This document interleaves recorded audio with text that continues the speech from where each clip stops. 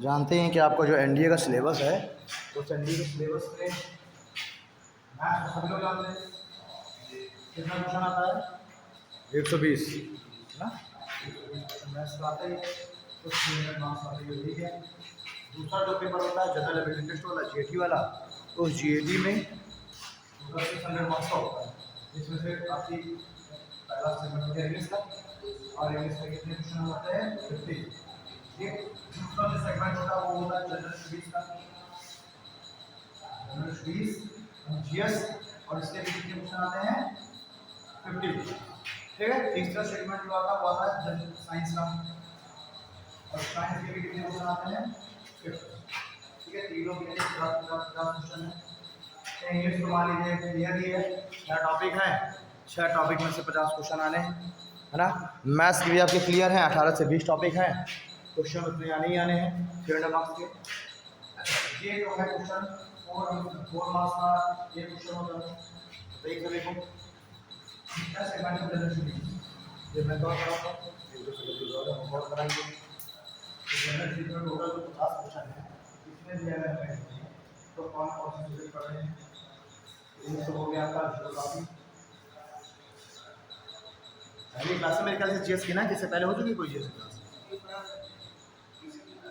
General studies की GS की पहले कोई क्लास हुई है, हिस्ट्री हुई है बस, और कोई नहीं हुआ। यानी आज 40 की दूसरी क्लास, एक ही क्लास हुई है हिस्ट्री है ना। तो एक टॉपिक आता है जियोग्राफी। इस जियोग्राफी में भी 2 सेगमेंट्स, एक आता है इंडियन जियोग्राफी, इंडियन जियोग्राफी का दूसरा आता है वर्ल्ड जियोग्राफी। ज़्यादा आपके लिए इम्पोर्टेंट है इंडियन जियोग्राफी, ज़्यादा इम्पोर्टेंट है इंडियन जियोग्राफी। तो 80% जो भी जियोग्राफी से क्वेश्चन आएंगे, लगभग मान के चलिए 12 से लेकर 14 क्वेश्चन आ जाते हैं जियोग्राफी में, है ना। एवरेज मान के चलिए 12। तो अगर 12 क्वेश्चन जियोग्राफी के आ रहे हैं तो 8 से 9 क्वेश्चन तो आपके इंडियन जियोग्राफी, और 3 से 4 क्वेश्चन आएंगे आपके वर्ल्ड जियोग्राफी के। वर्ल्ड जियोग्राफी के केवल 3-4 टॉपिक है जिसमें आप ध्यान दे रहा है। एक तो आपको ध्यान देना है वर्ल्ड जियोग्राफी में लैटिट्यूड और लॉन्गिट्यूड को, एक आपका हो गया यूनिवर्स, एक टॉपिक है ना ब्रह्मांड। आवाज़ बोल रही है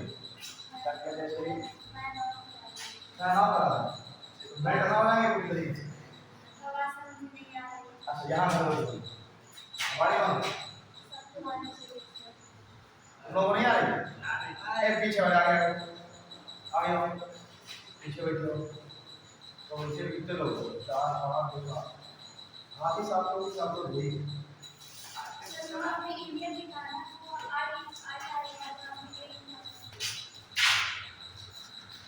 मैं आई एक्चुअली किया करता हूँ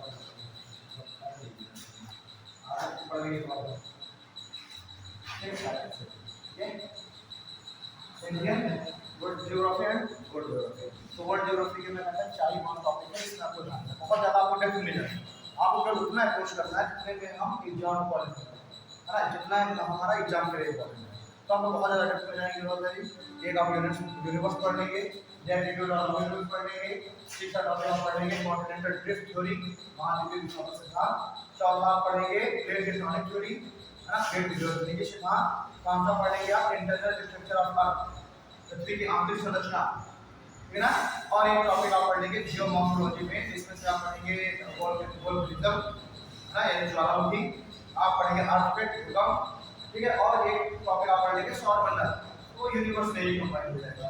तो यही जो 5-6 टॉपिक ऐसे हैं जिसको आपको वर्ल्ड जियोग्राफी पढ़ना है। बाकी जो मेन फोकस वो करना इंडियन जियोग्राफी में। तो इंडियन जियोग्राफी में भी कुछ टॉपिक हैं, जैसे कि एक तो आपको भारत का सामान्य परिचय देखना है, जनरल इंट्रोडक्शन ऑफ इंडिया, एक टॉपिक हो गया। दूसरा आप पढ़ेंगे physical division of India, Bharat का भौतिक विभाजन। तो भारत के भौतिक विभाजन में भी कई टॉपिक हैं, जैसे कि एक हो गया आपका हिमालय, या भारत के आप उत्तर से आप चलना चालू किए और दक्षिण तक आप आ रहे हैं, जम्मू से लेकर के कन्याकुमारी तक आप आ रहे हैं, तो जो भी प्राकृतिक चीजें आपको दिखाई दी, जो भी नेचुरल चीजें दिखाई दी, वो सब हो जाएगा फिजिकल चीज। तो भौतिक वही कुछ चीजें हैं जो नेचुरल है ना। तो हम क्या करेंगे, हम भारत का डिवीजन कर लेंगे, हम फिजिकल डिवीजन कर लेंगे, और जो जो चीजें हमको प्राकृतिक रूप से दिखाई दे रही हैं उन सबको स्टडी कर लेंगे। तो हम नॉर्थ ईस्टर्न लाइट काटिए तो सबसे ऊपर यहाँ पर हमको दिखाई देंगे पर्वत, माउंटेन्स, और इन माउंटेन्स में हम देखेंगे ट्रांस हिमालय और हिमालय, ट्रांस हिमालय देखेंगे और हिमालय देखेंगे। देखेंगे ट्रांस हिमालय क्या होता है, हिमालय के उस पार का क्षेत्र, ये हमारा हिमालय, और हिमालय के भी उत्तर में हिमालय के पार का जो क्षेत्र है वो कहलाता है ट्रांस हिमालय। तो हम ट्रांस हिमालय देखेंगे, इसमें काला गोरा पाएगा, लाल पाएगा, ऐसा है।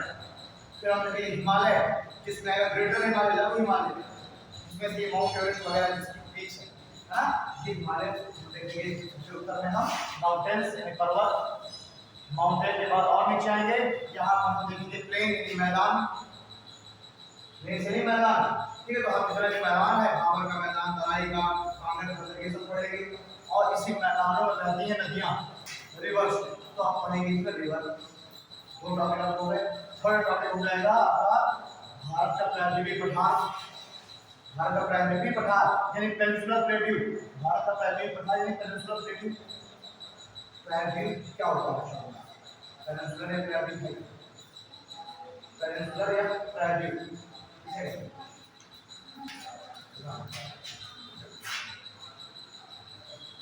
ये है भारत का दक्षिण वाला हिस्सा। जहाँ हम सब जाते हैं यहाँ भरा हुआ है अरेबियन ओशन, यहाँ भरा हुआ है बे ऑफ बंगाल, फिर नीचे है इंडियन ओशन। देखो ये वाला जो भारत का हिस्सा है, तीन तरफ से वाटर बॉडी से घिरा है, तीन तरफ से वाटर बॉडी से घिरा है। तो ऐसा कोई भी स्थलखंड, ऐसा कोई भी स्थलखंड भूमि जो कि तीन ओर से समुद्र से घिरी हुई हो, उसे कहते हैं पेनिनसुलर या प्रायद्वीप, ठीक है ना। आइलैंड क्या होता है, द्वीप, आइलैंड होता है यही, मान लीजिए अगर समुद्र यहाँ पर ही भर जाए, समुद्र चारों तरफ समुद्र हो जाए तो ये क्या हो जाएगा, द्वीप, आइलैंड। जैसे हमारा लक्षद्वीप, अंडमान निकोबार, तो क्या द्वीप, चारों ओर से पानी से घिरे हुए। तो हमारा तीसरा टॉपिक हो जाएगा भारत का प्रायद्वीपीय पठार। अब चौथा टॉपिक हो जाएगा इसका डिवीजन में तटीय मैदान, कोस्टल प्लेन और आइलैंड, ठीक है। ये जो टॉपिक है, ये टॉपिक कवर होते ही आपका लगभग 60 से 70% इंडियन ज्योग्राफी कवर होता है। क्योंकि इसी में जब हम रिवर्स पढ़ते हैं तो हम इसमें बहुउद्देशीय परियोजनाएं पढ़ लेते हैं, डैम वगैरह, ठीक, इसी में झीलें पढ़ लेते हैं, लेक वगैरह, है ना। जब हम माउंटेन्स पढ़ते हैं तो ये माउंटेन्स में हम पास पढ़ लेते हैं, दर्रे, उसी में हम वैली पढ़ लेते हैं, घाटियाँ, फिर उसी में हम ग्लेशियर पढ़ लेते हैं, हिमनद। तो इस तरीके से टॉपिक तो है एक, लेकिन उसके अंदर भी मिला हुआ 5-6 टॉपिक हैं, ओके। उसके बाद जब इतना कवर हो जाएगा तो फिर हम पढ़ेंगे ट्रांसपोर्टेशन, परिवहन। और ट्रांसपोर्टेशन में हम देखते हैं सड़क परिवहन, जल परिवहन, वायु परिवहन और रेल परिवहन, ये सारे ट्रांसपोर्टेशन पढ़ेंगे। तो सबसे ज़्यादा इंपॉर्टेंट है जल, और जल परिवहन में से भी जो बंदरगाह है, जो पोर्ट्स है ना, तो भारत में 13 बड़े इंपॉर्टेंट पोर्ट है, उन्हीं को हम पढ़ेंगे। और जो जल मार्ग बनाए जाते हैं, जिसे कहते हैं NWH, national waterways highway, national waterways, ये दो तरह से हाईवे सड़क वाला, वो क्या है, जो वाटरवे है वो, तो नेशनल वाटरवे हाईवे NWH, तो वो जो डेवलप किया जाएगा उसको हम पढ़ेंगे। ये हो गया आपका, ये आगे टॉपिक आएगा सॉइल, मृदा, और सॉइल में क्या आएगा आपका एग्रीकल्चर, तो सॉइल एंड एग्रीकल्चर ये टॉपिक हो गया। फिर एक टॉपिक आपका आएगा नेचुरल वेजिटेशन, प्राकृतिक वनस्पतियाँ, तो आप प्राकृतिक वनस्पतियाँ पढ़ेंगे।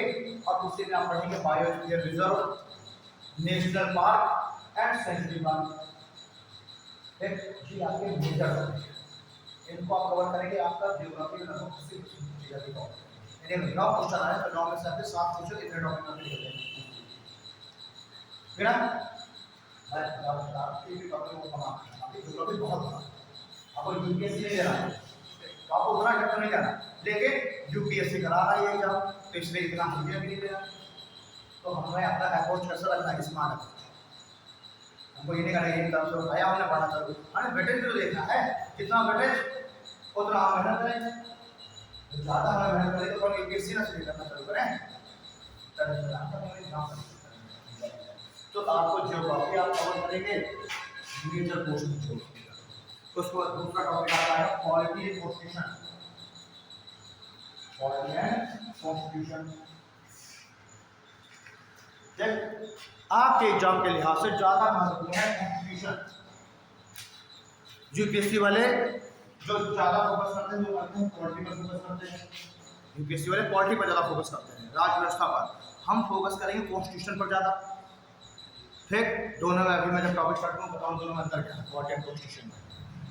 हम ज़्यादा फोकस करेंगे कॉन्स्टिट्यूशन पर, लेकिन हम इस अप्रोच के साथ पढ़ेंगे कि पॉलिटी प्लस कॉन्स्टिट्यूशन, हम कॉन्स्टिट्यूशन के साथ ही थोड़ा थोड़ा पॉलिटी भी ऐड करते हुए चलेंगे, ताकि अगर वहाँ साथ यूपीएससी करा रहा है स्टैंडर्ड अच्छा है आता ही आता है, तो इस तरीके से इससे लगभग क्वेश्चन आते हैं 10,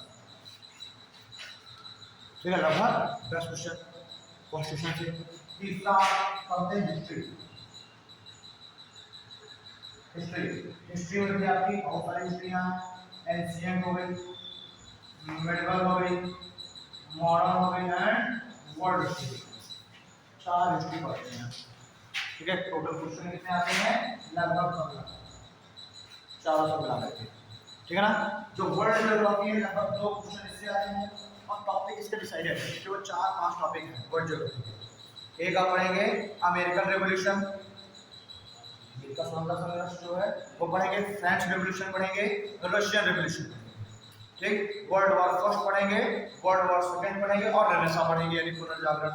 6 टॉपिक आप पढ़ेंगे, और थोड़ा सा अगर पढ़ना तो इंडस्ट्रियलाइजेशन पढ़ेगा और औद्योगिक क्रांति जो हुई, ठीक है ना। ये 6-7 टॉपिक आप पढ़ेंगे, वर्ल्ड ज्योग्राफी आपका कंप्लीट हो जाएगा।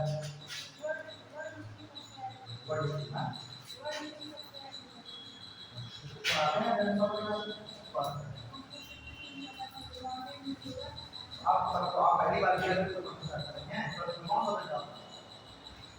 किसी को चला था तो अब ये बताइए आपने कहाँ किया, ठीक है, वर्ल्ड हिस्ट्री। तो हाँ आपने नहीं पढ़ी तो इसका मतलब ये थोड़ा है कि जो है होता नहीं है, ठीक। तो ये वर्ल्ड हिस्ट्री हो गई, तो वर्ल्ड हिस्ट्री 2 क्वेश्चन आते हैं, तो हमको उसी अप्रोच से पढ़ना है। हम ज़्यादा जो मोस्ट प्रोबेबिलिटी होती है क्वेश्चन आने की वो आती है अमेरिकन एंड फ्रेंच रेवोल्यूशन से, वहाँ पढ़ लेंगे और पुनर्जागरण पढ़ लेंगे, 2 क्वेश्चन इसलिए निकल जाएगा। और थोड़ा सा जो वर्ल्ड वार वगैरह उसको एज आ कहानी के रूप में हम उनको पढ़ लेंगे, जैसे कहानियाँ पढ़ते हैं, उन्हीं में से कुछ बच जाएगा, बहुत ज़्यादा डेप्थ नहीं रहेगा, ऊपर ऊपर से पूछ लेगा केवल, ठीक, कि फ्रेंच रेवोल्यूशन के मुख्य सिद्धांत क्या थे, ऐसी कुछ चीज़ें कुछ पूछ लेता है, ठीक। वर्ड हो गया। जो हिस्ट्री में ज़्यादा महत्वपूर्ण है, सबसे ज़्यादा इंपॉर्टेंट है, वो है मॉडर्न हिस्ट्री। हिस्ट्री में जो सबसे ज़्यादा जहाँ से आपके क्वेश्चन आएंगे वो आएंगे मॉडर्न हिस्ट्री से, और मॉडर्न हिस्ट्री से लगभग आपके आएंगे 6 to 7 क्वेश्चन, 6 से 7 क्वेश्चन आपके आएंगे मॉडर्न हिस्ट्री से, ज़्यादा महत्वपूर्ण मॉडर्न हिस्ट्री, ठीक है। तो इस मॉडर्न हिस्ट्री में हम देखेंगे यूरोपियों का भारत आगमन, फिर यूरोपियों के द्वारा भारत में एक्सपेंशन, जिसमें से बंगाल का उन्होंने कब्जा किया बंगाल पर, फिर मैसूर पर कब्जा किया, फिर मराठों पर कब्जा किया, फिर पंजाब पर कब्जा किया, फिर दिल्ली सल्तनत पर कब्जा किया, मतलब पूरा ये जो एक्सपेंशन है ब्रिटिश का वो देखेंगे। फिर रिवॉल्ट ऑफ 1857 देखेंगे, 1857 का विद्रोह, और उसके बाद फिर हम देखेंगे जो आपके क्रांतिकारी आंदोलन हुए, स्वतंत्रता संघर्ष हुए, जिनमें से पहले तो कांग्रेस की स्थापना देखेंगे, फिर उदारवादी काल, उग्रवादी काल, और फिर गांधीवादी काल, जहाँ से गांधी जी भारत में आगमन हुआ, गांधी जी अपने मूवमेंट चालू कर दिए, वो देखेंगे। तो इसमें भी मॉडर्न हिस्ट्री में भी अगर मैं कह दूँ सबसे जो आपको फोकस करना है किसी टॉपिक पर, वो आपको फोकस करना है गांधीयन इरा, गांधीयन इरा, जहाँ से गांधी जी का भारत की राजनीति में आगमन होगा। इन 6-7 क्वेश्चनों में से भी 3 से 3 क्वेश्चन तो वहीं से आते हैं, गांधी जी के भारत आगमन। तो अगर आपके पास समय कम है, जो सितंबर का फोकस कर रहे हैं, 2 महीने का समय बचा है, तो अब आपको केवल सिलेक्टेड चीज़ें भी पढ़नी है, सब कुछ नहीं पढ़ पाओगे, असंभव है, ठीक है ना। 2 महीने का समय है, और मुझे पता है इससे पहले आप लोग कुछ सवाल के लिए थे, है ना। तो अब 2 महीने हैं, आप एक्टिव हो, ठीक है। अब नहीं एक्टिव हो गए तो सितंबर गया। तो अब आपको क्या करना है, जब मॉडर्न हिस्ट्री उठाइए, गांधी लीला पहले पढ़ लो, उसके बाद रिवॉल्ट ऑफ 1857 पढ़ो, है ना, और फिर थोड़ा सा यूरोपियों को पढ़ लो कि किस तरीके से इन्हें एक्सपेंशन किया, ठीक, और एक क्विक कहानी के रूप में। ज़्यादा फोकस करना है गांधी लीला पर, गांधी जी के मूवमेंट्स पर। जब से गांधी जी भारत में आगमन आएगा 1915 से आएंगे, 1917 से वो चंपारण से चालू करने का अपने विद्रोह, मतलब अपने विद्रोह अपने संघर्ष जो भी अंग्रेजों के, ठीक है ना। तो गांधीयन इरा को पूरा पढ़ लो, काम से बन जाएगा, ओके। मॉडर्न के बाद आप आए मेडिवल पे, मॉडर्न हिस्ट्री हो गई, अब आया मेडिवल वाला आए। मेडिवल हिस्ट्री की स्टार्टिंग हो जाएगी इस्लाम धर्म के उदय से, मेडिकल की स्टार्टिंग हुई इस्लाम धर्म के उदय से, है ना, जब मोहम्मद साहब के द्वारा जब 517 मोहम्मद साहब का जन्म होगा, 610 ईस्वी में उनको ज्ञान की प्राप्ति होगी और उसके बाद वो इस्लाम धर्म की स्थापना करेंगे। ठीक, और वो जो लगभग 620-25 ईस्वी के आसपास से इस्लाम एक्सपेंशन करना चालू कर देगा, अपना प्रसार करना चालू कर देगा। ठीक है, भारत की ओर भी आएगा और 712 ईस्वी में अरबों का पहला आक्रमण होगा भारत में मोहम्मद बिन कासिम के नेतृत्व में, और उसी के साथ साथ इस्लाम भी भारत में एंटर कर जाएगा। और मोहम्मद बिन कासिम क्या करेगा? आक्रमण करेगा, लूटपाट करेगा, लेकिन वो इस्लाम धर्म का प्रसार भी करेगा और वहीं से इस्लाम आ गया भारत में। इस्लाम आ गया, इस्लाम का एक्सपेंशन होना चालू हो गया, इस्लाम क्या हो रहा? प्रसार होगा। ठीक ना। अब मोहम्मद बिन कासिम के बाद महमूद गजनवी आएगा, वो भारत पर 17 बार आक्रमण करेगा, वो भी एक्सपेंशन करेगा इस्लाम का। फिर मोहम्मद गौरी आएगा, वो भी एक्सपेंशन करेगा, लेकिन मोहम्मद गौरी शासन भी स्थापित कर देगा भारत में, अपनी डायनेस्टी स्थापित कर देगा। ठीक, और यहीं से इस्लामिक जो रूलर्स है वो आएंगे। अभी इससे पहले एंशिएंट पीरियड में हम देखेंगे इस्लाम भारत में था ही नहीं, तो कोई भी शासक इस्लामिक नहीं होगा, लेकिन मिडवल जो हिस्ट्री है वो पूरा का पूरा घूमता है इस्लामिक शासकों के पास, पूरा मिडवल हिस्ट्री इस्लाम के इर्द गिर्द घूम रहा है ना। तो ये सारे इन्वेडर्स हो गए, काशिम, गजनवी, गौरी, ये एक दिन का, एक दिन में तुम इसको निपटा दोगे। और एक क्वेश्चन यहाँ से आता है, उसके बाद जब मोहम्मद गौरी भारत पर आएगा, अपना सत्ता स्थापित करेगा, अपना डायनेस्टी स्थापित करेगा और चला जाएगा अपनी राजधानी वापस अफगानिस्तान, और यहाँ पर अपना एक रिप्रेजेंटेटिव, एक प्रतिनिधि यहाँ पर अपॉइंट कर जाएगा, जिसका नाम होगा कुतुबुद्दीन ऐबक। और जैसे ही वो मरेगा मोहम्मद गौरी, कुतुबुद्दीन ऐबक अपनी एक डायनेस्टी स्थापित कर देगा, अपना एक वंश स्थापित कर देगा, और इसी वंश को हम कहेंगे ममलूक वंश या गुलाम वंश या स्लेव डायनेस्टी। और यहीं से एक नया सल्तनत स्थापित हो जाएगा वहाँ पर, दिल्ली सल्तनत हम कहते हैं, दिल्ली सल्तनत। ठीक ना। तो यही प्रारंभ माना जाएगा, कुतुबुद्दीन ऐबक के द्वारा गुलाम वंश की स्थापना को ही प्रारंभ माना जाएगा, दिल्ली सल्तनत। और दिल्ली सल्तनत में हम 5 डायनेस्टीज देखेंगे, गुलाम, खिलजी, तुगलक, सैयद और लोदी। ठीक, इसमें है तो लगभग सारे, अगर शासक देखोगे तो लगभग 60-70 शासक हैं, सब नहीं पढ़ रहे। जो इम्पोर्टेंट है, जैसे ममलूक या गुलाम वंश में इल्तुतमिश इम्पोर्टेंट है, कुतुबुद्दीन इम्पोर्टेंट है और बरबर 3 इम्पोर्टेंट है, वो 3 पढ़ लो इसमें। फिर आप खिलजी में इम्पोर्टेंट है अलाउद्दीन खिलजी, और बहुत इम्पोर्टेंट है। अगर पूरे उसका क्वेश्चन पूछना है, पूरे मिडवल हिस्ट्री से एक क्वेश्चन पूछना है, तो वो या तो अलाउद्दीन खिलजी से पूछ लेगा और या तो फिर मोहम्मद बिन तुगलक से पूछ लेगा। ठीक, तो बहुत इंपॉर्टेंट है अलाउद्दीन खिलजी। तो खिलजी वंश में केवल अलाउद्दीन खिलजी पढ़ लो, बाकी सब छोड़ो। तुगलक में आओ, मोहम्मद बिन तुगलक पढ़ लो, फिर रोशा तुगलक पढ़ लो, 2 पढ़ लो, छोड़ो। सैयद में कोई ना पढ़ो, पूरा छोड़ दो। लोदी में आओ, लोदी में पढ़ लो सिकंदर लोदी और इब्राहिम लोदी, 2 बच्चे भी छोटे से हैं वो, है ना। 1-2 मतलब 6-7 पढ़ लो, दिल्ली से खत्म। मतलब ये बता रहा हूँ मैं, स्मार्ट अप्रोच। अब आप पढ़ने बैठेंगे तो आपको लालच लगेगा, ये भी पढ़ ले, वो भी पढ़ ले, पर आपको उस लालच को कंट्रोल करना है।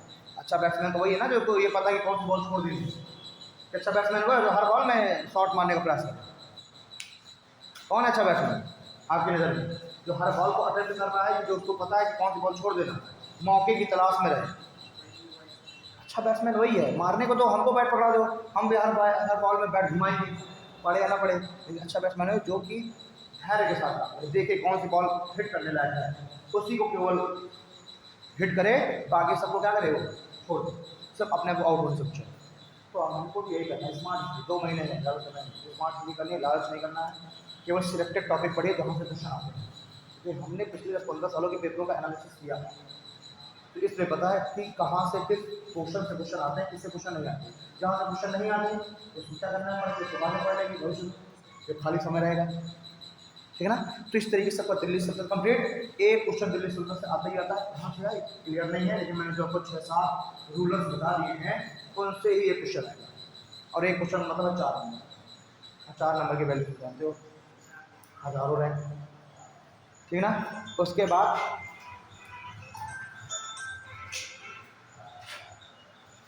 दिल्ली सल्तनत कंप्लीट। अब दिल्ली सल्तनत जब इब्राहिम लोदी जब अंतिम शासक होगा दिल्ली सल्तनत का, इब्राहिम लोदी को हरा देगा बाबर, और बाबर है मंगोल वंश, मंगोलिया से जो चंगेज का है और जो तैमूर लंग, इन्हीं के परिवार का है बाबर। इसके पिता तैमूर लंग के वंशज हैं और इसकी माँ चंगेज खां की वंशज है। तो दो बड़े शक्तियों का इसके अंदर बैठे, दोनों ही अपने समय के बड़े इन्वेटर थे, चंगेज खां भी और तैमूर लंग, ठीक है ना। तो पिता की तरफ से तैमूर लंग के वंश और माँ की तरफ से चंगेज खां के वंश और मंगोलियन।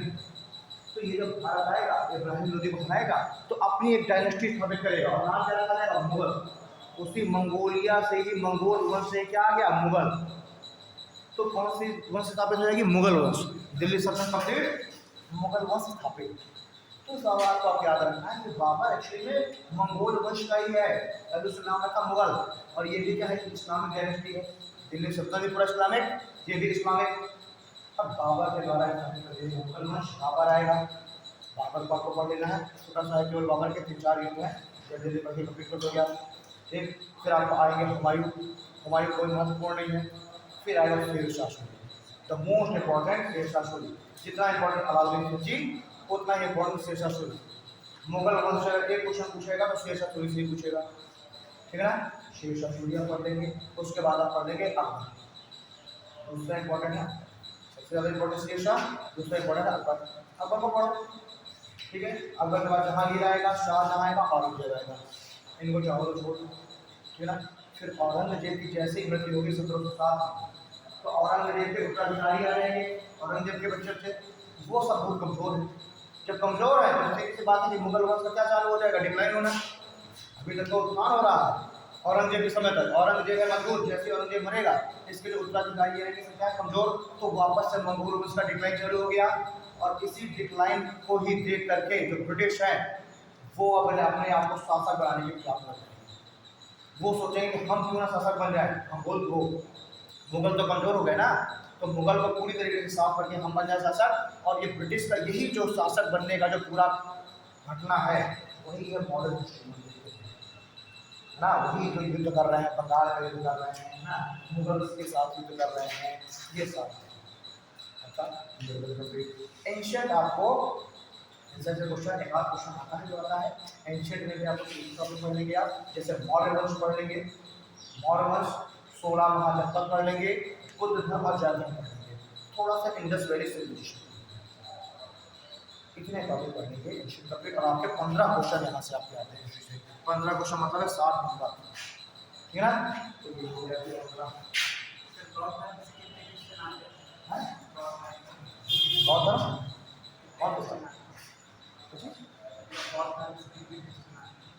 देखो ये नहीं कुछ कोई इंडिया ने ये नहीं बताया कि हम बौद्ध धर्म से एक पूछेंगे कि दो पूछेंगे, उसने कहा हम एंशिएंट हिस्ट्री से पूछेंगे। अगर बौद्ध धर्म वो एंशिएंट हिस्ट्री के अंतर्गत आ जाता है, तब हमको बौद्ध धर्म को पढ़ना है। आ गया क्वेश्चन तो बेटा, नहीं आया तो ठीक है, ये कोई जरूरी नहीं है कि बौद्ध धर्म से आएगा क्वेश्चन। मैंने बताया इंपॉर्टेंट मोस्ट प्रोबेबिलिटी है, हमें प्रोबेबिलिटी के साथ काम करना है ना।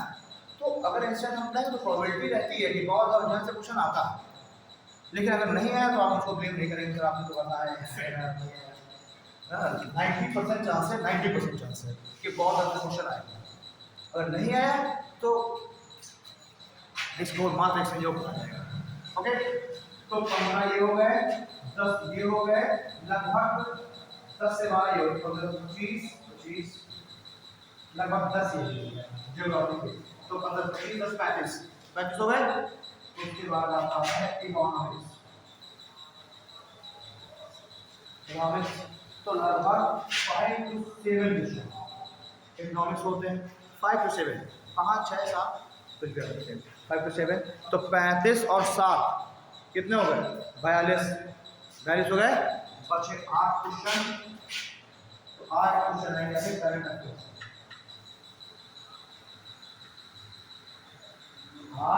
8 से लेकर 10 क्वेश्चन, 8 से लेकर 10 क्वेश्चन करंट अफेयर्स से। हो सकता है कि इकोनॉमिक्स से 5 ही आ जाए, तो करंट से 10 हो गए। हो सकता है कि हिस्ट्री से 13 ही क्वेश्चन आए, 2 वहां से निकाल के, मतलब एक मैंने आपको मोटा मोटा बताया है कि इस तरह से क्वेश्चन आते हैं। हिस्ट्री सबसे ज़्यादा, फिर जियोग्राफी, उससे जस्ट थोड़ा सा कम पॉलिटी, यानी कि 15, लगभग 10-10-15 हिस्ट्री, और लगभग 10 to 12 पॉलिटी एंड जियोग्राफी, और 5 to 7 इकोनॉमिक्स, और 8 to 10 करंट अफेयर्स। ठीक है, तो करंट अफेयर्स भी इंपॉर्टेंट है, तो करंट अफेयर्स को भी ध्यान देते हुए चलिए। करंट को हमें कैसे अप्रोच करना है। अब आप पता चला दैनिक जागरण उठाए और आप पढ़ रहे हैं कि फलाने ने फलाने की हत्या कर दी, है ना, फलाने फलाने के साथ भाग गई, तो ये सब हमको नहीं पढ़ना, वो हमारे मतलब का नहीं है। आप न्यूज़पेपर को पूरा उठा के पढ़ रहे हैं, हिंदी न्यूज़पेपर को, हिंदी न्यूज़पेपर यही तो चलता है, दैनिक जागरण में और कौन सी न्यूज़ होती है, यही सब होती है। तो आपको न्यूज़पेपर, हिंदी और न्यूज़पेपर आगे से नहीं पढ़ना, आपको पीछे से पढ़ना है। पिछला पेज उठाइए और उसमें सर्च करिए कि इंटरनेशनल रिलेशन से संबंधित कोई न्यूज़ है क्या, अंतर्राष्ट्रीय संबंध से, अगर कुछ निकला है वो पढ़ लो। फिर देखिए डिफेंस से रिलेटेड कोई न्यूज़ है क्या, कोई नई पनडुब्बी शामिल हुई है, कोई नया मिसाइल शामिल हुई है ना, एयरफोर्स नेवी संबंधित कुछ भी चेंजेस हुए हैं, कोई नया अध्यक्ष बना है ना, ये सारी जो चीज़ें हैं ये आप तुरंत टारगेट करिए, उसको तुरंत नोट कर लो। क्योंकि अगर 8 करंट अफेयर्स क्वेश्चन आते हैं, 8 में से आपके 5 क्वेश्चन जो डिफेंस से रिलेटेड होते हैं एनडीए में, वो यहाँ पर नहीं जाता, वो देखेगा डिफेंस से रिलेटेड, कोई नई कमीशन हुई है, कोई नई वगैरह कुछ भी वो आपको वो आपको और स्पोर्ट्स को कुछ कर लेना है, थोड़ा सा स्पोर्ट्स ना, स्पोर्ट्स को देख लेना है। साथ ही साथ किसी को कोई अवार्ड मिला स्पोर्ट्स से रिलेटेड, कोई अवार्ड, स्पोर्ट्स में ये नहीं देखना कि कौन सा बैडमिंटन चल रहा है, जब टेबल देखना चालू कर दो कि जितना बात कितना रहा है ना, किसने कितने बॉल में कितने, ये नहीं देखना, आपको देखना है किसको क्या अवार्ड मिला, ठीक ना। किसी और क्षेत्र में कोई अवार्ड वो देख लो, कोई अवार्ड देख लो, कोई नई बुक प्रकाशित हुई हो वो देख लो, उसका रहेगा, और डिफेंस रिलेटेड देख लो, और इंटरनेशनल रिलेशन का देख लो, और थोड़ा सा अगर पॉलिटिक्स संबंधित कोई न्यूज आ गई है ना, मान लीजिए कोई सदन भंग हो गया तो उसका देख लो किस कारण से भंग हुआ, ठीक है ना, बहुमत जुटाने के लिए। और मैं एक चीज़ बता दूँ, मोस्टली बच्चे जो सिलेक्शन कर रहे हैं वो करंट की वजह से, क्योंकि बाकी सारे सब्जेक्ट सब पढ़ रहे हैं, जैसे आप पढ़ रहे हैं वैसे दूसरा पढ़ रहा है, दूसरा लड़का नहीं पढ़ रहे हैं करंट अफेयर्स। अगर आपने काम कर लिया अपने करंट अफेयर्स तो आप उससे अपने आप 40 नंबर, ठीक, तो उनको कमांड करनी करंट पे। और पिछले लगभग 6 महीने का करंट, जैसे आपका सितंबर में एग्जाम है, क्योंकि आपका होता है ऑफलाइन, तो ऑफलाइन एग्जाम क्या होता है लगभग 1 महीने पहले तक की मुझे वो फॉर्म करते हैं, तो आपको अगस्त से लेकर के जनवरी तक की अपनी, ठीक, एक करंट मैं भी प्रोवाइड कराता हूँ, ग्रुप में जुड़े हुए हो तो जुड़े हो,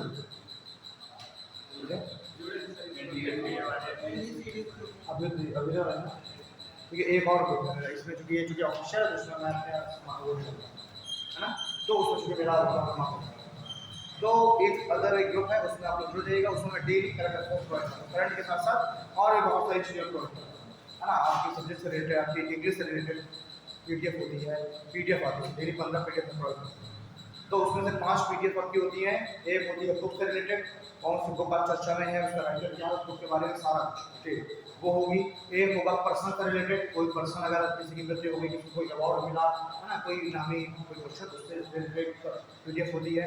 एक पीडीएफ आपकी करंट से रिलेटेड 10 न्यूज़ होगी, आज जो भी न्यूज़ होगी आज तक में वो नीचे होंगी उसमें, ठीक है। उसी तरीके से 2 और अन पीडीएफ ऐसी होती है, तो टोटल 7 पीडीएफ है। एक टॉपिक ऑफ द डे, कोई नई घटना कोई घट गई, हाँ, रूस ने यूक्रेन पर वॉर किया तो उससे रिलेटेड सारी चीज़ इस तरीके से, तो डेली 5 पीडीएफ ये होती है एंड 10 पीडीएफ होती है सब्जेक्ट से रिलेटेड, तो उसमें आपकी इंग्लिश का होगा, आपके मैथ्स की होगी, जीएस की होगी, ऐसे 10 पीडीएफ होती है। तो उसमें जो है ग्रुप में आपको बताऊँ होता है, उसमें मैं डेली पीडीएफ आपको प्रोवाइड करूँगा, तो उससे आपका करंट का काम हो जाएगा, ठीक है ना। तो थोड़ा सा आपको कंटेंट आपको मिल जाएगा, मेहनत भी आपको नहीं, बहुत सारे कंटेंट ना दिया अब आप बोले नहीं रहे उसको, तो मतलब है नहीं, तो कंटेंट मैं प्रोवाइड कर दूँगा, देखना आपको, ठीक।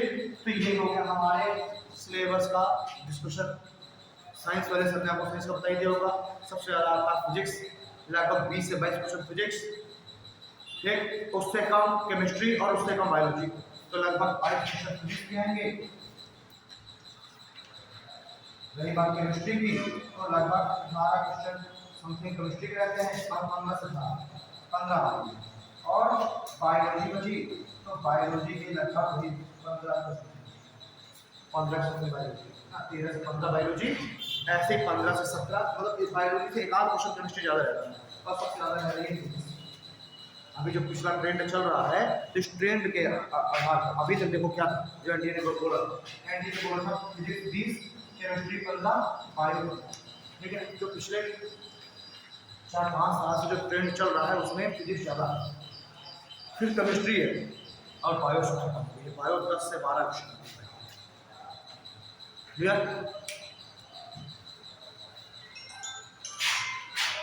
बात करता हूँ टॉपिक, हम लोग बात है कॉन्स्टिट्यूशन एंड पॉलिटिक्स, तो टॉपिक डालो कॉन्स्टिट्यूशन एंड पॉलिटिक्स।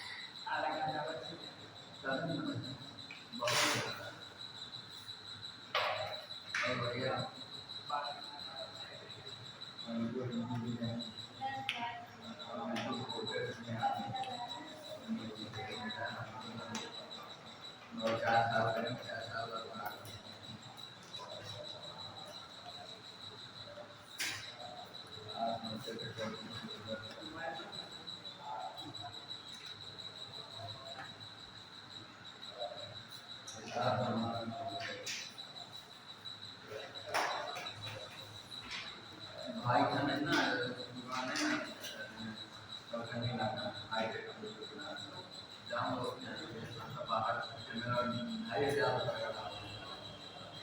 सफाई आए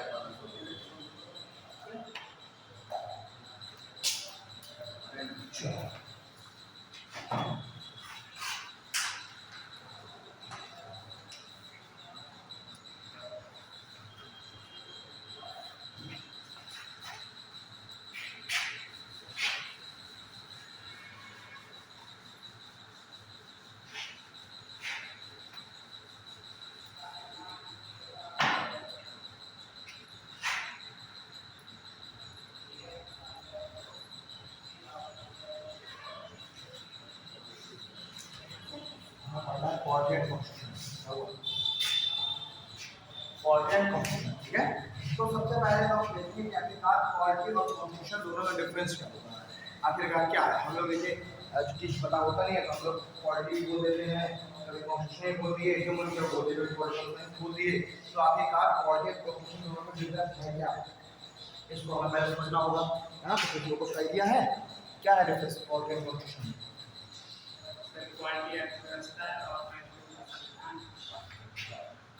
ये बताओ, अगर समझ आए मैं तो बस तुमने उसका हिंदी बता दिया, वो सबको पता है कॉन्स्टिट्यूशन संविधान में वाली व्यवस्था आपको व्यवस्था क्वालिटी अर्थव्यवस्था नहीं, राज व्यवस्था।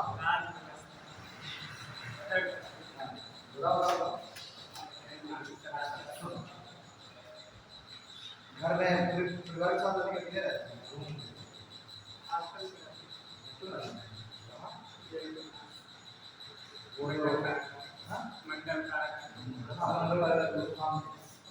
कोई फैमिली के साथ रहता है ना। आप एक बात बताओ ना, एग्जाम्पल दे रहा हूँ। आप सुबह घर से आप पता चले निकल गए 6 बजे, पता नहीं घर वालों को कहाँ, तो आप 6 बजे आए, फिर वो आप आइडिया आप 11 बजे तक 11 बजे आप जगह घर से बाहर निकल गए, उसके बाद का दिन भर कोई पता नहीं, रात में आप 10 से 11 बजे आप आ रहे हैं आए और खाना आप खाओ गया है, घर में खाना बना रखा ही और लेट सो गए, फिर सुबह वही आप 11 बजे जग रहे हैं, 12 बजे अनसिस्टमैटिक रूप से अब चल रहा है। ठीक, एक दिन पिताजी घर में बैठे, मम्मी को बुलाए, बैठाए, एक डायरी उठाई और डायरी को उठा करके उन्होंने सब कुछ कहा कि आज से हम सब लिख देंगे कि घर में सब कोई कैसे चलेगा, कैसे सब रहेंगे, सिस्टमैटिक वे में कैसे सब लोग काम करेंगे, यानी घर के सारे नियम कानून सब लिख दिए जाएंगे और उसी तरीके से घर के प्रत्येक सदस्य को काम करना है। उन्हें उठाया और उठा करके पहले पेज में उन्होंने पूरा टॉपिक लिखी, किस किस टॉपिक पर हमको नियम बनाने हैं घर के लिए, और पहले पेज पर लिख दिया सबसे पहले सुबह जगने से संबंधित नियम। सुबह जगने से संबंधित नियम यानी कि पहला हम जो नियम बनाएंगे घर के लिए वो बनाएंगे सुबह जगने से संबंधित, कि सुबह कितने टाइम सबको जगना है। ठीक है, दूसरा टॉपिक इन्होंने लिखा एक्सरसाइज से संबंधित नियम, कि सभी लोगों को एक्सरसाइज करना है। ठीक है ना। तीसरा लिख दिया टॉपिक ब्रेकफास्ट से संबंधित नियम, क्या ब्रेकफास्ट बनेगा मेरा होता। चौथा उन्होंने लिख दिया नहाने संबंधित नियम। 5वां का हो गया लंच। 7वां खा लो स्टडी। 7वां स्कूल। 8वां डिनर और 9वां हो गया आपका स्लीप, गुड नाइट। पहले पेज में इन्होंने सब लिख दिए, यानी कि अगर आप कोई आपके घर आया और आपने उसको बताया कि हमारे घर में जो सब काम सिस्टमैटिक वे में होता है, हर चीज़ का क्या बना हुआ है, बिल्कुल एक नियम बना हुआ है, उसी के नियम के अनुसार हम काम करते हैं। तो उसने वो डायरी उस व्यक्ति ने उठाई जो आपने यहाँ गिफ्ट आया है, वो पहला पेज खोलेगा। अब पहला पेज खोलते ही उसने जैसे ये सब पढ़े वो समझ जाएगा कि इनके यहाँ हर चीज़ से संबंधित नियम है, यानी नहाने से भी संबंधित नियम है, स्टडी से भी संबंधित नियम है, लंच डिनर से संबंधित नियम है। ठीक, अब उसको क्या करना है, उसको देखना है कि आपके यहाँ लंच से संबंधित क्या नियम है। मान लीजिए उसको क्या देखा, लंच से संबंधित क्या नियम है, तो यहाँ पर आपने लिखा हुआ है कि लंच से संबंधित नियम तो है। ठीक, और किस पेज में है वो पेज नंबर वगैरह मान लीजिए लिखा हुआ है यहाँ पर। अब वो क्या करेगा, उसने सीधे वही पेज नंबर पढ़ा लिया और उसने पूरा प्रॉपर देख लिया कि लंच से संबंधित क्या क्या नियम है। ठीक, अब देखो इसको आपके ऊपर अप्लाई करते हैं। सभी नियम बने हैं। सुबह जगने संबंधित नियम बना है कि घर के प्रत्येक व्यक्ति को सुबह 5 बजे जगना है। ठीक, एक्सरसाइज से भी संबंधित नियम है, ब्रेकफास्ट से भी संबंधित नियम है, क्या ब्रेकफास्ट बनेगा, एवरीथिंग। अब क्या है कि ये सब नियम बन करके डायरी में नियम बन करके रख गए सारा कुछ। ये तो देखो पूरा ये लिखा हुआ है केवल कि क्या किस किस संबंध से, जैसे किताब के आगे एक इंडेक्स होता है ना, तो ये एक तरीके से क्या इंडेक्स है कि कौन कौन से नियम है। अब जो नियम के बारे में डिटेल है वो अंदर होगी। भाई ये हो गया, मान लीजिए ये हो गया पार्ट 1, और इस पार्ट 1 से संबंधित जो डिटेल होगी वो अंदर वाले पेज में होगी। उसमें सब लिखा होगा कितने टाइम जगना है ना। कोई अगर कोई बीमार हो गया तो वो 1 घंटा एक्स्ट्रा सो सकता है, बच्चे थोड़ा सा 7 बजे तक सो सकते हैं, ये सारी कुछ लिखा हुआ है उन्हें प्रॉपर। अब ये पूरा बन गया नियम, ठीक है ना। अब नियम बन के रखा है। अब अगले दिन सुबह पिताजी जगे और देखे कि 6 बज चुका है और तुम अभी तक सो रहे हो, और बुक में क्या लिखा हुआ था कि 5 बजे सबको जगना है। तो पिताजी गए तुम्हारे 1 लाख मारे और तुम बेड से गिरे और जग गए। तो वो जो नियम जो लिखा था उस डायरी में वही है कॉन्स्टिट्यूशन। वो क्या है, कॉन्स्टिट्यूशन। वो जो नियम तो बनकर के लिखा हुआ रखा है नियम, लेकिन वो क्या है, कॉन्स्टिट्यूशन। लेकिन जब उस नियम को क्या करा दिया, अप्लाई कर दिया, applied form of constitution called polity. जब पिताजी ने वो लात मारी ना, तो पिताजी ने क्या कर दिया, वो उस नियम को अप्लाई कर दिया, लागू करा दिया। तुम जग गए और कहा कि कल से 5 बजे जगोगे, और तुम 5 बजे जगने लगे, उन्हें आदेश 5 बजे जगना, 2 लाख तो पड़ेंगे। तो वो क्या हो गया, वो हो गया पॉलिटी, हो गया। सिंपल से लैंग्वेज में समझ गए, यही ये घर को ही बड़ा रोल है। तो देश को चलाने के लिए, देश के सभी नागरिकों को सिस्टमैटिक वे में चलाने के लिए जो नियम कायदे कानूनों का जो संग्रह है, नियम एवं कायदे कानूनों का जो संग्रह है उसे वो कहते हैं कॉन्स्टिट्यूशन। ठीक, और उन नियम कायदे कानूनों का applied form of constitution is called polity.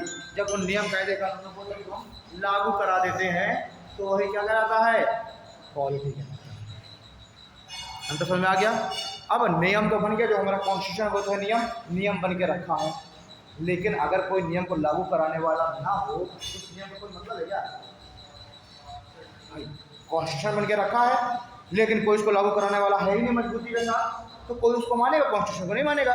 घर में भी बुक तो बनी रखी है लेकिन अगर उसको लागू ना कराए तो कोई मानेगा? उसको नहीं मानेगा। बनी रखी किताब। इसको लागू कराने वाली भी संस्थाएं अलग अलग हैं, इसको अप्लाई कराने वाली संस्थाएं भी क्या है? अलग अलग है। जैसे कि इस संविधान के अनुसार ही, संविधान के जो नियम और कायदे कानून हैं, इन संविधान के नियम तथा कायदे कानून के अनुसार ही जो हमारी एग्जीक्यूटिव है यानी कार्यपालिका, इन्हीं संविधान के आधार पर ही ये एग्जीक्यूटिव भी क्या करती है? अप्लाई करा दी।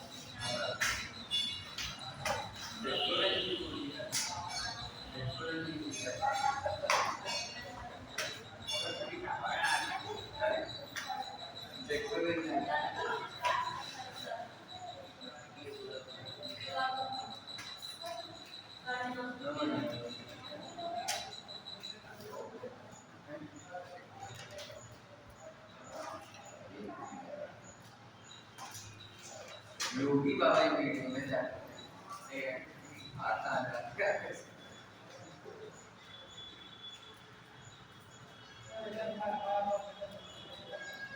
ये ना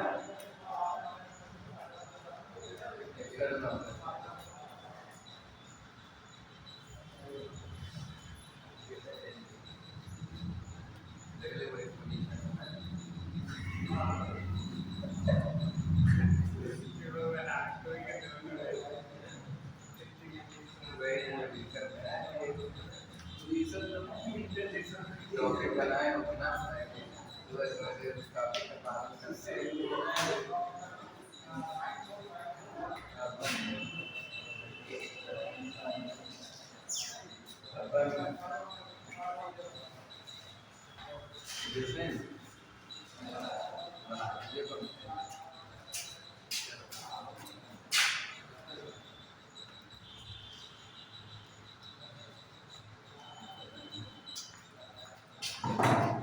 ओके, तो ये जो नियम कायदे कानून है इनको लागू कराने वाली एक संस्था क्या हो गई? एग्जीक्यूटिव यानी कार्यपालिका। ये भी लागू कराएगी, ये भी समय समय पर कानून बनाएगी, लेकिन कानून जो बनाएगी वो संविधान को ध्यान में रखते हुए बनाएगी। ये नहीं करेगी कि संविधान से अगेंस्ट जाके कानून बनाए, यानी एग्जीक्यूटिव 24 कानून बनाएगी और उन कानूनों को अप्लाई करेगी, लागू कराएगी, वो संविधान को ध्यान में रखते हुए। ठीक। दूसरी संस्था है लेजिस्लेटिव, जो लेजिस्लेचर है, विधायिका, वो भी कानून बनाएगी। और जो लेजिस्लेचर जो कानून बनाती है वो कहाँ बनाती है? पार्लियामेंट के अंदर बनाती है। लेजिस्लेचर कहाँ करती है? पार्लियामेंट में बैठती है लेजिस्लेचर। तो वो भी जब कानून बनाएगी, कोई संसद जब कानून बनाएगी तो वो भी कॉन्स्टिट्यूशन को ध्यान में रख के बनाएगी। तो एक संस्था है एग्जीक्यूटिव, दूसरी संस्था लेजिस्लेचर यानी विधायिका, तीसरी संस्था क्या है? कभी कभी जो कोर्ट्स है, सुप्रीम कोर्ट या हाई कोर्ट, ये भी जजमेंट सुना देती हैं और इनका जो जजमेंट है वो भी एक तरीके से क्या है? क्वालिटी ही है। एक भाई सुप्रीम कोर्ट ने अगर कोई जजमेंट दिया, निर्णय दिया, तो निर्णय जजमेंट एक्शन नहीं होता कि आप माने या ना माने, वो मानना पड़ेगा और उसको लागू कराने की जिम्मेदारी किसकी होगी? पुलिस की यानी सरकार की। ठीक। तो ये जो न्यायालय है, जो जुडिशरी है, ये भी कॉन्स्टिट्यूशन को ध्यान में रखते हुए ही क्या करती है? डिसीजन देती है, निर्णय देती है, और उसका निर्णय अपने आप में कानून होता है। न्यायपालिका का निर्णय अपने आप में क्या होता है? कानून होता है, स्वयं एक कानून होता है, ठीक है ना? तो वो भी एक तरीके से क्या है? पॉलिटी का पार्ट हो गया। तो एक हो गया एग्जीक्यूटिव के द्वारा बनाया गया कोई कानून, पॉलिटी का पार्ट राज्य व्यवस्था का। लेजिस्लेशन ने कोई, विधायिका ने कोई कानून बनाया, वो भी इसी का पार्ट हो गया। थर्ड पॉइंट, जुडिशरी ने अगर कोई जजमेंट दिया, ये भी इसी का पार्ट हो गया। जुडिशरी ने जजमेंट दिया, वो भी क्या हो गया? इसी का पार्ट हो गया। चौथा क्या होता है? कभी कभी बहुत सारे रीति रिवाज, मान्यताएं, ये भी एक पुराने समय से चली आ रही है। प्रथाएं हो गई, रीति रिवाज हो गई, मान्यताएं हो गई, वो भी एक कानूनी स्वरूप ले लेती है। वो भी क्या लेते हैं, कानूनी रूप। तुम्हारे घर में ये कानून चला रहा है कि बिना नहाए बहू किसी के अंदर न घुसेगी, तब तुम्हारी बहू भी आएगी तो भी यही कानून चलेगा। तो ये कोई लिखा नहीं है डायरी में, लेकिन ये क्या है, ये एक मान्यता है, रीति रिवाज है, और उसको भी ये जो प्रथाएं रीति रिवाज है इनको भी कानून का दर्जा इनको प्राप्त हो गया है। तो हमारा जो संविधान है उस संविधान में ऐसा नहीं कि हर कुछ लिखा ही है, कुछ चीजें ऐसी भी है जो लिखी नहीं है, लेकिन वो प्रथाएं चली आ रही हैं, तो उन प्रथाओं ने भी कानून का रूप ले लिया। और यही अंतर है हमारे और Britain constitution. Britain constitution unwritten constitution कहलाता है, अलिखित कॉन्स्टिट्यूशन है, ठीक। और जब अलिखित है तो उसमें बस अंतर यही है कि उनके कॉन्स्टिट्यूशन में ये रीति रिवाज और जो मान्यताएं हैं इनका परसेंटेज ज़्यादा है, और लिखी हुई चीज़ों का परसेंटेज कम है। 80% चीज़ें क्या है, बिल्कुल से क्या है, अलिखित है, और हमारे यहाँ क्या है 90% चीज़ें लिखित है, रिटर्न, तो 10% ऐसे हैं जो लिखित नहीं है। तो दोनों में अंतर क्या है, लिखित और अलिखित कॉन्स्टिट्यूशन में इन रीति रिवाजों मान्यताओं के परसेंटेज का, हमारे परसेंटेज कम है, वहाँ परसेंटेज ज़्यादा है। जो उनकी रीति रिवाज मानता है उसी को एक संविधान के रूप में स्वीकार कर दिया, ठीक है ना। तो चौथा चीज क्या हो जाएगा, जो ट्रेडिशन है, जो रीति रिवाज है, ये भी सब हो जाएंगे एक तरीके से, ये भी एक तरीके से पार्ट हो गए पॉलिटिक्स, ठीक है ना। तो एग्जीक्यूटिव के द्वारा बनाया गया कानून, लेजिस्लेचर यानी पार्लियामेंट के द्वारा बनाया गया कानून, जुडिशरी के द्वारा दिया गया जजमेंट, ठीक है, रीति रिवाज और मान्यताएं, और एक और राष्ट्रपति के द्वारा दिया गया कोई अध्यादेश। राष्ट्रपति क्या करता है, राष्ट्रपति अध्यादेश है। सिर्फ राष्ट्रपति अपने केवल एक बार राष्ट्रपति थे और राष्ट्रपति ने अपना अध्यादेश जारी कर दिया, तो राष्ट्रपति का जो अध्यादेश है इसको भी बिल्कुल कानूनी मान्यता मिली हुई है। जैसे पार्लियामेंट ने कानून बनाया हो वैसा ही मान्यता मिली हुई है, वैसी एक्सेप्ट होगा राष्ट्रपति के द्वारा बनाया गया अध्यादेश, ठीक है ना। लेकिन एक कंडीशन है, राष्ट्रपति का ये जो जारी किया गया अध्यादेश है इसको ऐसी जो मान्यता है वो महज 6 मंथ के लिए दी गई, 6 मंथ के लिए, 6 महीने के अंदर अंदर ये जो अध्यादेश है इसको पार्लियामेंट में पास कराना होगा, पार्लियामेंट के लोकसभा और राज्यसभा दोनों से पास कराना होगा, और तब ये क्या हो जाएगा, एक परमानेंट कानून बन जाएगा। यानी एक तरीके से क्या, टेम्परेरी है, 6 मंथ तक तो इसको वही वैल्यू प्राप्त है जो लेजिस्लेचर के द्वारा बनाए गए कानून को वैल्यू प्राप्त है, लेकिन 6 मंथ के अंदर अंदर इसको पास कराना होगा, नहीं पास कराया तो क्या हो जाएगा, अध्यादेश, ठीक। 5 चीजें हैं जो कि पॉलिटिकल, इनके द्वारा किया गया कार्य, दिया गया जजमेंट, बनाया गया कानून पॉलिटिकल। लेकिन किसको ध्यान रखते हुए ये सब कुछ करेंगे, कॉन्स्टिट्यूशन को, कॉन्स्टिट्यूशन से अलग कोई नहीं जा सकता, क्लियर यहाँ तक बात। तो आप कॉन्स्टिट्यूशन समझ गए, पॉलिटिक्स समझ गए, दोनों में क्या डिफरेंस है ये आप खुद समझ गए, ठीक। तो अब देखिए वही मैंने आपसे कहा कि जो यूपीएससी वाले हैं वो पॉलिटी पर ज़्यादा ध्यान देंगे, उनके क्या पॉलिटी ज़्यादा, मतलब कि उनके से पूछा जाएगा लेजिस्लेचर ने अगर कोई कानून बनाया, कोई नया कानून लेजिस्लेचर ने पास किया, वो उससे क्वेश्चन उनसे पूछे जाएंगे, एग्जीक्यूटिव ने कोई कानून बनाया उससे क्वेश्चन पूछे जाएंगे, जुडिशरी के द्वारा कोई नया जजमेंट आ गया, पता चले 497 पर कोई जजमेंट दे दिया जुडिशरी ने, है ना, या कुछ भी महिलाओं और बच्चों से संबंधित कोई जजमेंट दे दिया, ठीक है, एलजीबीटी से संबंधित कोई जजमेंट आ गया, तो ये जो सारे जजमेंट्स आते हैं सुप्रीम कोर्ट के द्वारा, इन सब की केस स्टडी करना किसका काम, यूपीएससी के जो एस्पिरेंट्स हैं उनका। उनके एग्जाम में क्वेश्चन यहाँ से आता है, उनके एग्जाम में क्वेश्चन डायरेक्ट ऐसे नहीं आएगा कि फंडामेंटल राइट कौन से आर्टिकल में दिया गया, उनसे क्वेश्चन आएगा कि सुप्रीम कोर्ट ने फंडामेंटल राइट से संबंधित कोई कानून बना दिया, कोई चेंज कर दिया, सरकार को कोई सुझाव दिया है, कोई आदेश दिया है, वो पूछा जाएगा उससे, ठीक है ना।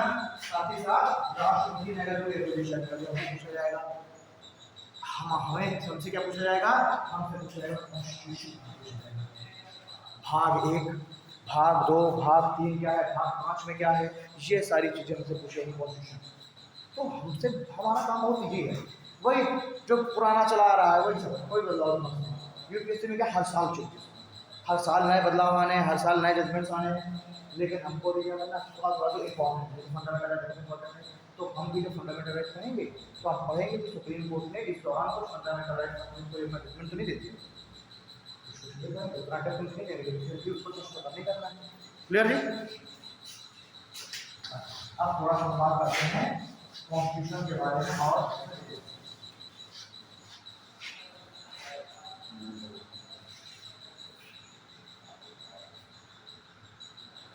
कॉन्स्टिट्यूशन।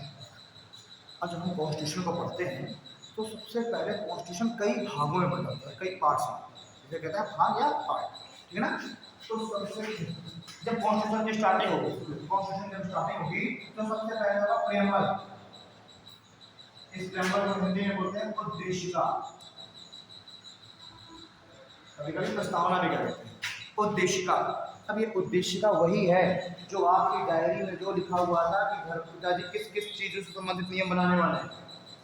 इस यानी कि अगर कोई गेस्ट आया आपके घर में और आपने उसको डायरी दी, केवल पहला पेज खोलेगा और जान जाएगा कि इस पूरे डायरी में अंदर क्या क्या चीज़ें हैं, किस किस संबंध से किस किस चीज़ से संबंधित नियम है, उसने केवल पहला पेज पढ़ा और पूरा समझ कि इससे संबंधित कानून है। वैसे ही अगर कोई बाहरी व्यक्ति आए और हमारे प्रियम्बल का केवल पहला पेज अगर देख ले, हमारे उद्देश्य का फर्स्ट पेज उठा के देखे, तो समझ जाएगा कि हमारा जो संविधान है वो किन किन बातों की चर्चा करने जा रहा है। उसमें साफ साफ लिखा हुआ है प्रियम्बल में कि हम भारत के लोग भारत में संपूर्ण प्रभुत्व संपन्न समाजवाद पंथ निरपेक्ष लोकतांत्रिक गणराज्य बनाने के लिए और भारत के सभी लोगों को सामाजिक आर्थिक और राजनीतिक न्याय, ठीक है, विचार धर्म विश्वास आज की स्वतंत्रता, ठीक है ना, ये सब इस तरीके से सब दिया हुआ है। ओके, प्रतिष्ठा और अवसर की समानता दिलाने के लिए तथा उन सब में राष्ट्रपति एकता और अखंडता सुनिश्चित करने वाली बंधुता बढ़ाने के लिए दृढ़ संकल्पित होगा। आज दिनांक 26 नवंबर 1949 को इस संविधान सभा में एकत्रित होकर अपने संविधान को अंगीकृत समर्पित करते हैं।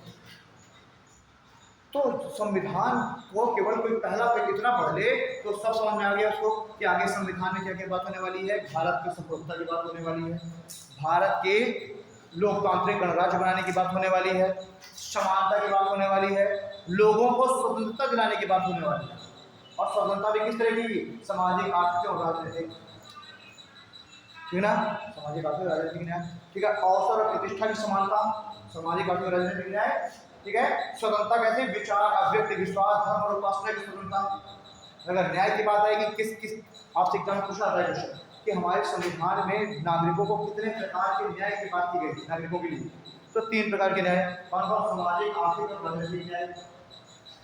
वो ऐसे पूछेगा प्रियम्बल में कितने प्रकार के न्याय की बात की गई, सामाजिक आर्थिक और राजनीतिक न्याय, कितने प्रकार की स्वतंत्रता की बात की गई, 5 प्रकार की, विचार अभिव्यक्ति विश्वास धर्म और उपासना की स्वतंत्रता, ठीक, कितने प्रकार की समता की बात की गई है, 2 प्रकार की प्रतिष्ठा और अवसर की क्षमता, भारत को के लिए क्या बात की गई, भारत कैसा राज्य बनाने की बात की गई है, तो भारत को संपूर्ण प्रभुत्व संपन्न समाजवाद पंथ निरपेक्ष लोकतांत्रिक और गणराज्य, 5 तरह के भारत को राज्य बनाने की बात की गई है। ठीक, उसके बाद राष्ट्र की एकता और अखंडता सुनिश्चित करने वाली बंधुता बढ़ाने के लिए, ये भी आपको ध्यान रखना है। तो पूछ लेगा कि प्रियम्बल में से कौन सा वर्ड नहीं, इस सब आपको याद रखने हैं, ये वर्ड है, ठीक है। तो आपने प्रियम्बल केवल पढ़ा, आपको पूरे कॉन्स्टिट्यूशन का आइडिया है, कॉन्स्टिट्यूशन आगे जाके क्या क्या बात होने वाली है। ठीक, अब आपने पहला पेज पलटाया, पहला पेज पलटाया, पूरा एक इंडेक्स बना होगा, उस इंडेक्स में लिखा होगा पार्ट 1, ठीक है ना, और आगे लिखा होगा आर्टिकल 1 टू आर्टिकल 4, आर्टिकल 1 से लेकर के आर्टिकल 4।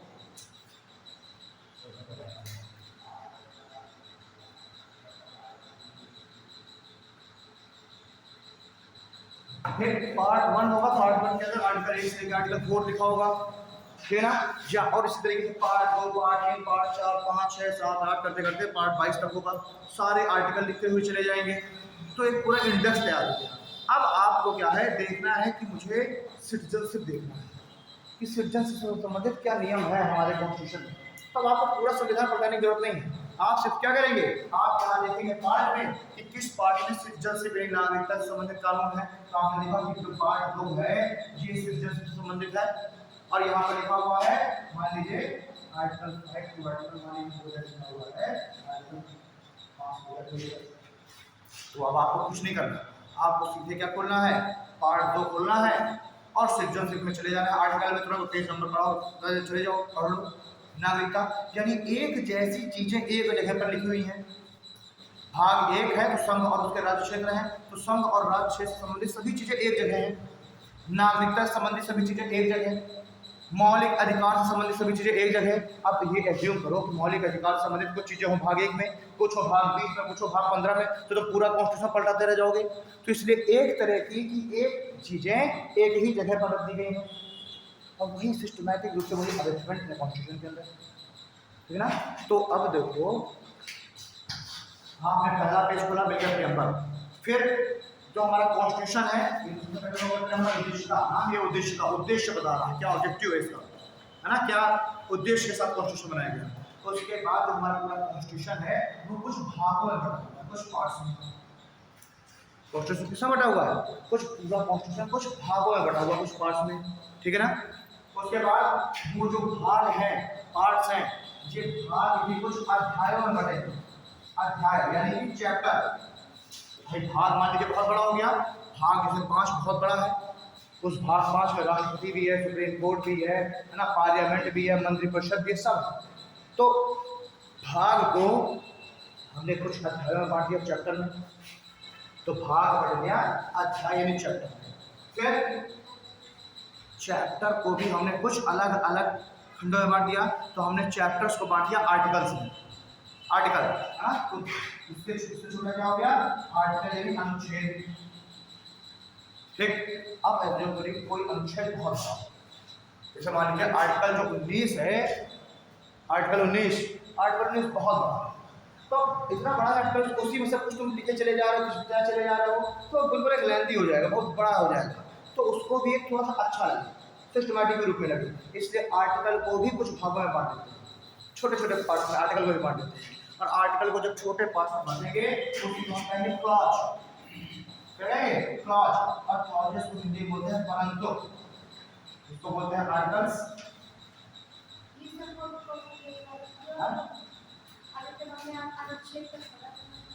जितना तुमने पढ़ा है उतना ही लिखा पूरा संसार, तुम तो नहीं गए लंदन, नहीं हो कभी लंदन है कि नहीं, अब तो कर दो सब मेरी कर गए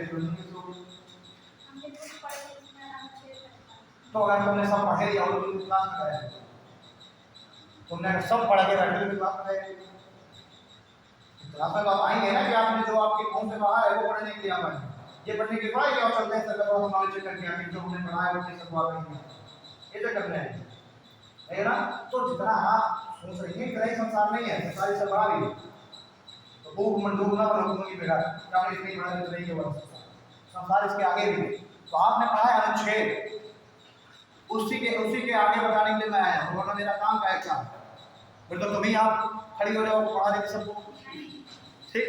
तो जो आर्टिकल्स हैं जितना बताया जाता है पहले सुनो, ये ना मुझे बताओ कि मैं कितना पढ़ के आई हूँ, ठीक। डिस्टर्ब है तो मैं कि 2 घंटे बर्बाद हो गए, ठीक है। तो अनुच्छेद आर्टिकल्स, जब आर्टिकल बहुत बड़ा होगा तो उस आर्टिकल को भी कई भागों में बांट दिया जाएगा, छोटे छोटे टुकड़ों में, तो क्या होगा वो परंतु, इसको हम कहते हैं क्लॉज। क्लॉजेस में बांट दिया हमने, जैसे आर्टिकल 19 को हमने क्लॉज में बांट दिया, article 19 clause 1, article 19 clause 2, article 19 clause 3, ठीक। लेकिन अब ये जो क्लॉज है आर्टिकल 19 क्लॉज 1 जिसमें है वाक और अभिव्यक्ति की स्वतंत्रता, स्पीच एंड एक्सप्रेशन, तो ये जो वाक और अभिव्यक्ति की स्वतंत्रता है ये क्लॉज है, लेकिन आर्टिकल 19 क्लॉज 1 है वाक और अभिव्यक्ति की स्वतंत्रता, ये भी बहुत बड़ा, तो इसको भी हमने क्या कर दिया और छोटे, यानी क्लॉज को भी हमने छोटे टुकड़ों में बांट दिया, ठीक। और उसको हम क्या कहेंगे सब क्लॉज यानी उपपरंतु, सब क्लॉज मींस की उपपरंतु। तो हमारा जो कॉन्स्टिट्यूशन है, कॉन्स्टिट्यूशन में सबसे पहले क्या है भाग, भाग को हमने छोटे भागों में बांटा, तो अध्याय यानी चैप्टर, चैप्टर,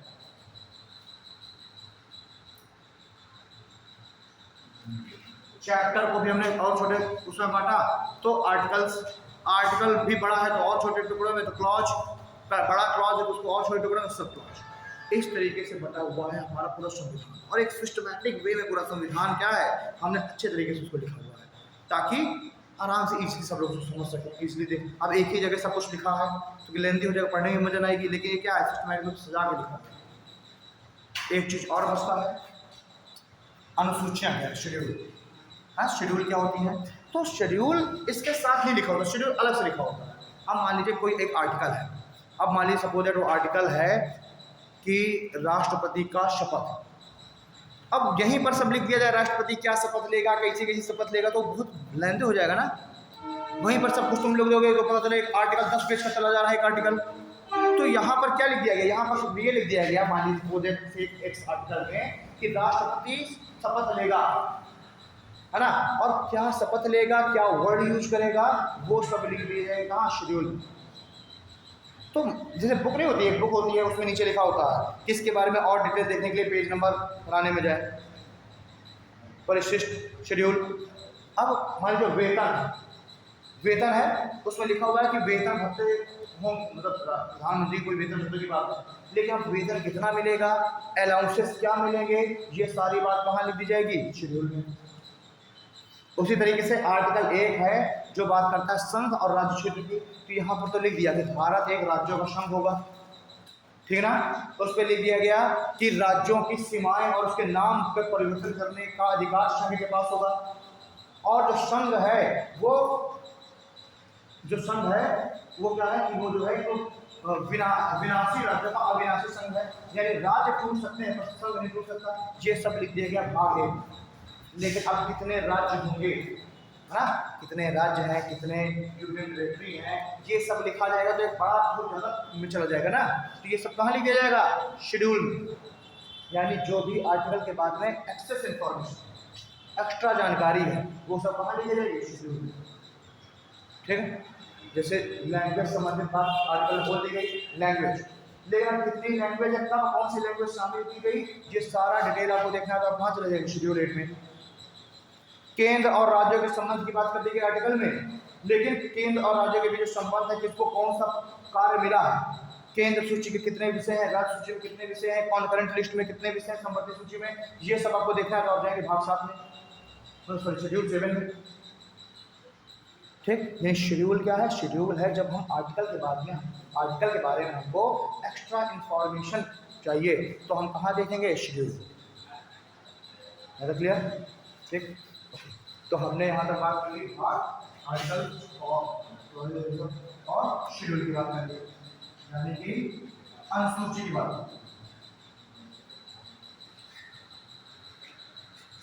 ठीक है जी।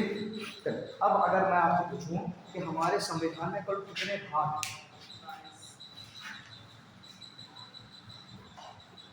कुल कितने वर्तमान, ठीक है, हमारे संविधान में वर्तमान में कितने पार्ट्स हैं, 25। अब ना कहते हैं सर मैंने तो 22 ही पढ़ा, अगर अब ये ना कहना सर मैंने तो 22 पढ़े हैं, हाँ तुमने 22 ही पढ़े होंगे। अगर आप अपने संविधान को पलटा के देखेंगे तो सबसे अंतिम में भाग 22 ही लिखा है, लेकिन बीच में 3 भाग को जोड़ दिया गया, बीच में 3 भाग ऐसे हैं जिनको बाद में जोड़ दिया गया, ठीक है ना। जैसे कि तो जो मूल संविधान, जिस समय संविधान बना था उस समय इसमें से 22 भाग, बाद में क्या किया गया, एक भाग जोड़ा गया, भाग 4 का, एक भाग जोड़ा गया, भाग 9 का, एक जोड़ा गया 9 था। ये पार्ट्स हैं अपने आप में अलग, ये जोड़े गए और एक जोड़ा गया भाग 14 का। ठीक, ये 4 भाग जोड़े गए समय समय पर अलग अलग समय, भाग 4 का, 9 का 14 का, ये जोड़ दिए गए, और एक भाग था भाग 4 इसको क्या कर दिया गया, इसको हटा दिया गया, इसको क्या कर दिया गया, इसको हटा दिया गया।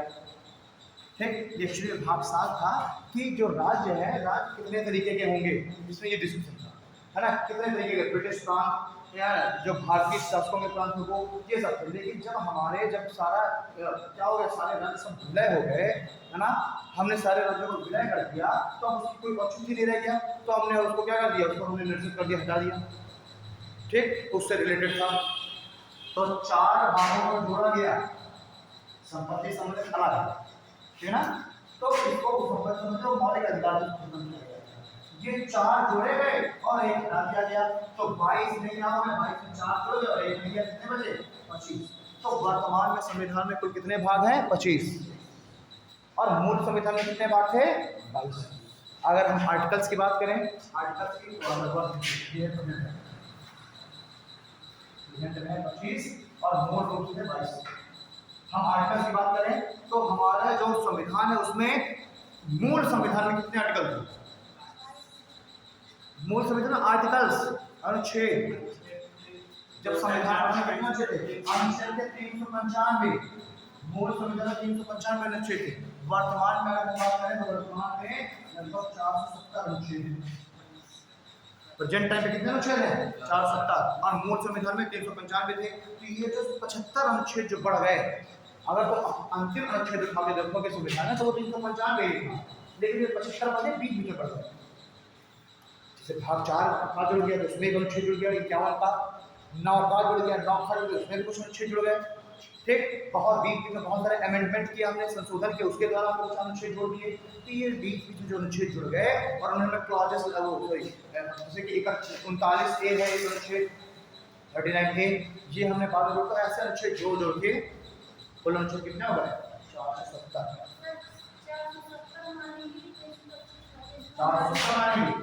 आपसे जान पूछेगा वर्तमान में संविधान में कितने अनुच्छेद हैं, 470, मूल रूप से कितने हैं, 395, मूल संविधान कितने हैं, 395, 470। समझ में ना बढ़िया, किताब आज की छपी हुआ है, किताब भी तो तारीख छपी है, तो 5 और बढ़ गए। अब हो सकता है कि बात में 470 हो सकता है 1 और बढ़ गया, इसीलिए मैं हमेशा 470 कहकर मैं लगाता हूँ। तो अगर किसी किताब में 475 लिखा हो मिले तो ना कहना है 470 बनाया, क्योंकि ये क्या भाई कहाँ जैसे चला है बाहर ही अमेंडमेंट कर दी, ठीक।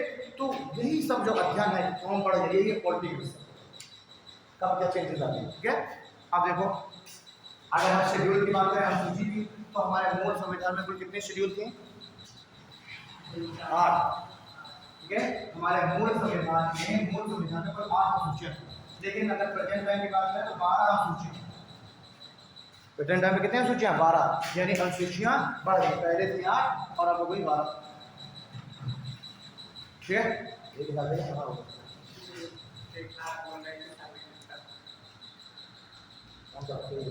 घड़ी मतलब घड़ी पहले है उससे समय नहीं देगा,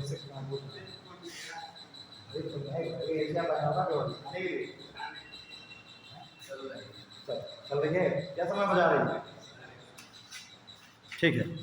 चलो तो यहाँ तक की बात हो गई, हमने संविधान के बारे में थोड़ा सा अभी ओवरव्यू ले लिया। अब अगली जब हम क्लास में पढ़ेंगे तो हम क्या पढ़ेंगे, प्रीएम्बल को पढ़ेंगे, ठीक है। चलो थैंक यू।